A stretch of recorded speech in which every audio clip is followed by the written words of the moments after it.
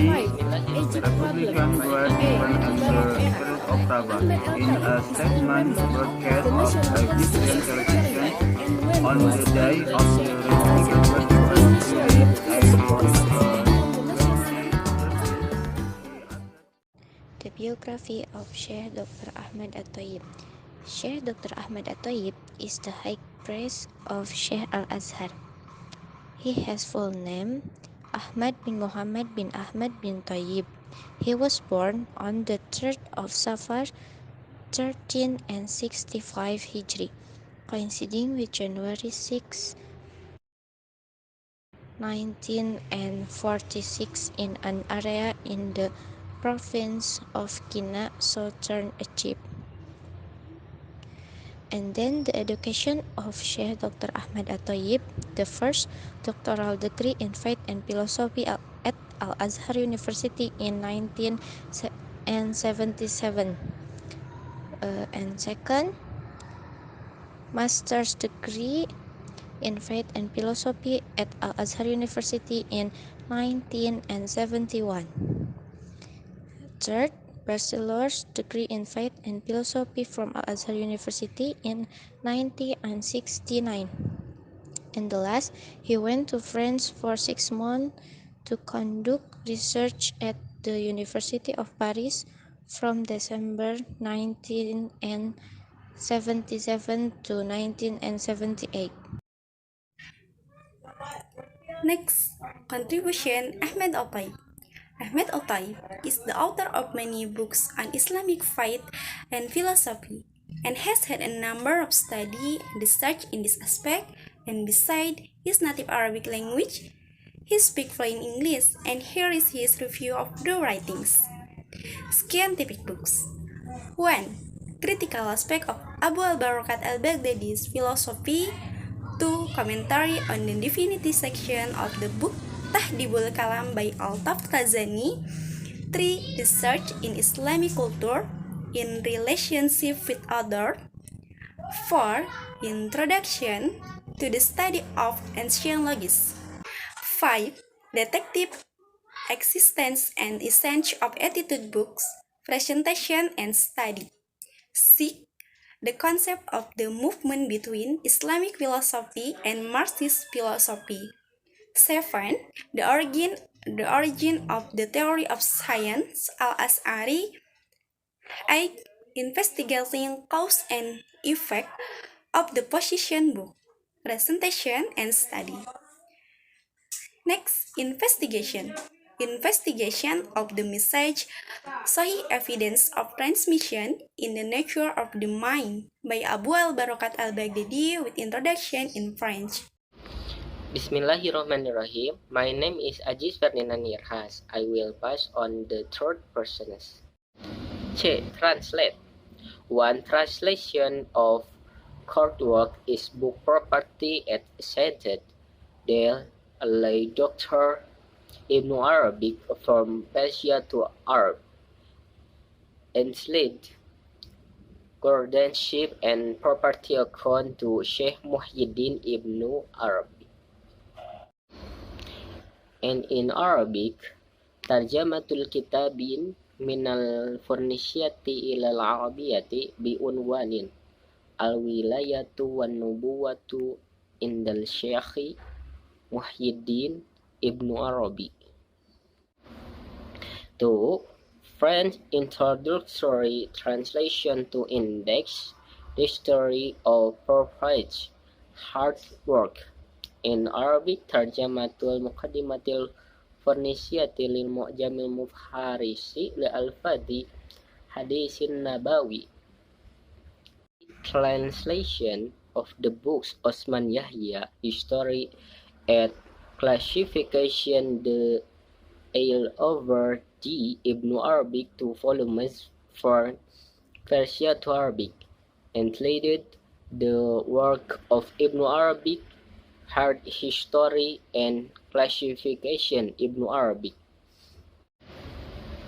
In the Cordoes of Egyptian University.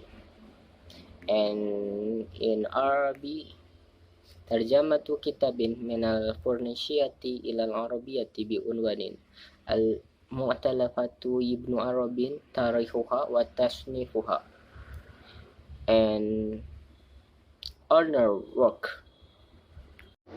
2. The achievement of Sheikh Dr. Ahmad Taib 1 level to Sheikh in Al-Azhar on March 19, 2010. 3. The university where he working before, Imam Ahmad Ibn Sheikh University in Riyadh, Qatar University, and last 4. Opinions and fatwa. Thank you. 5. Egypt problem. A. Mubarak era. Ahmed El-Tayeb is a member of the National Policy Secretariat, and when he was appointed Sheikh Al-Azhar, he initially refused to resign from the National Democratic Party on the grounds that there was no conflict between the two, but eventually resigned from the National Democratic Party. Regarding the possible subordination of Al-Azhar to the political system, Al-Tayeb said, "The Al-Azhar institution does not carry the government agenda in its shoulder, but Al-Azhar must not go against the government, because he is part of the state and he is not required to bless everything the government does. When I came as Sheikh of Al-Azhar, President Mubarak approved my resignation from membership of the political bureau of the National Party, so that Al-Azhar is free from all obstacles." Al-Tayeb, supervising the position of Sheikh Al-Azhar, took election and not appointment by the President of the Republic. B. January 25th Revolution. Writer Zainab Abdullah summarized Ahmed Al-Tayeb's position on the January 25th Revolution as caution and emphasizes the legitimate rights of the people to justice, freedom, and a decent life, while at the same time being concerned and rejecting any action that lead to spillover, blood, and chaos in this country. In a statement on January 29, El-Tayeb described the protester demands as fair, but warned against chaos and called on the masses to remain calm. But clearly, Sheikh Ahmed Al-Tayeb, after Hosni Mubarak's second speech, spoke about the demonstration in Tahrir Square, stating that demonstrations in this way are prohibited by Sharia and invite chaos.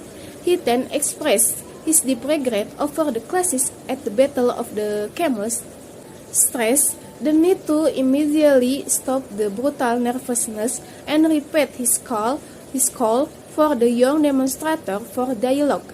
He also called for causing, breeding the rift, maintaining security, and blocking foreign intervention attempts, as the event was meant to defeat Egypt. After Mubarak announced his transfer of power to his deputy Omar Sulaiman, Al-Tayeb warned against the continuation of the demonstration, which have become meaningless and prohibited according to Sharia. After the end of the regime in power and fulfillment of demands, youth and thus the legitimate justification for demonstration has disappeared. Al-Tayeb took the initiative in April 2011 to return all the amount of the money he had received as a salary sign leading the Sheikhdom of Al-Azhar Al-Sharif. He also called for unpaid work to support Egypt's economy, which was in crisis after the January 25th revolution. C.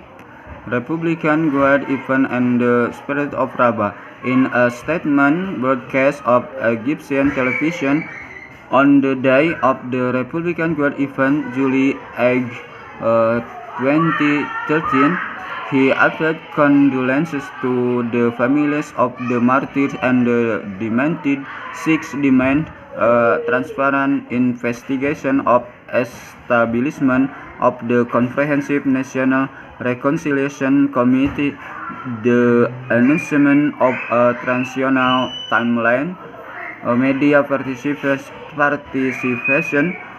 in reconciliation, and the release of all political prisoners, and an immediate cessation of bloodshed, and announced that in this situation he might be forced to perform